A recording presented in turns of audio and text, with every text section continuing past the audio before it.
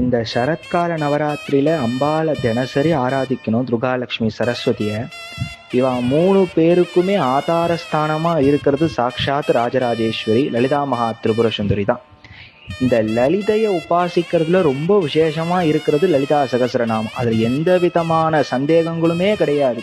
லலிதா சகஸ்ரநாமத்தை ஒரு தராசுல வச்சுட்டு 4 வேதங்கள் 18 புராணங்கள் உபனிஷத்தெல்லாம் வச்சேன்னா கூட இந்த லலிதா சகஸ்ரநாமம் இருக்கிற தட்டு தான் கீழே போகுமா. ஏன்னா அந்த அளவுக்கு கணம், அந்த அளவுக்கு பலனை வாரி வாரி பக்தர்களுக்கு கொடுக்கக்கூடியது. ஏன் அப்படின்னா இந்த லலிதா சகஸ்ரநாமத்தை சொன்னது சாட்சாத் வசின்யாதி வாக்தேவத்தை, அம்பாளுடைய திருமுக மண்டலத்துல இருந்து ஆவிர்வவிச்சவர்.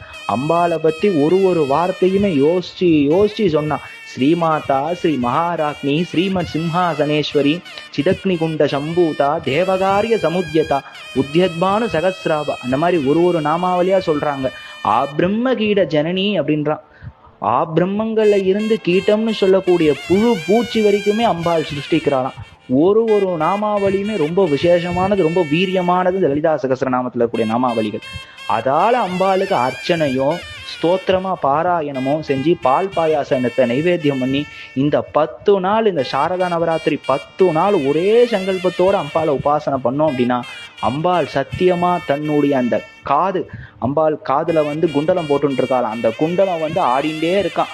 நான் கேட்கிறேன், உன் பிரச்சனையை நான் கேட்கிறேன், உன் கோரிக்கையை நான் கேட்கிறேன்னு சொல்லிட்டு லோல குண்டலாயை நம்ம துர்கா சகஸ்ரநாமத்துல வரா மாதிரி அந்த நாமாவளிக்கு தகுதியா அம்பாள் இந்த சரத் நவராத்திரியில நம்மளுக்கு அனுகிரகத்தை பண்றான். அப்பேற்பட்ட அவ்வியாஜ கருணாமூர்த்தி ராஜராஜேஸ்வரி மாதா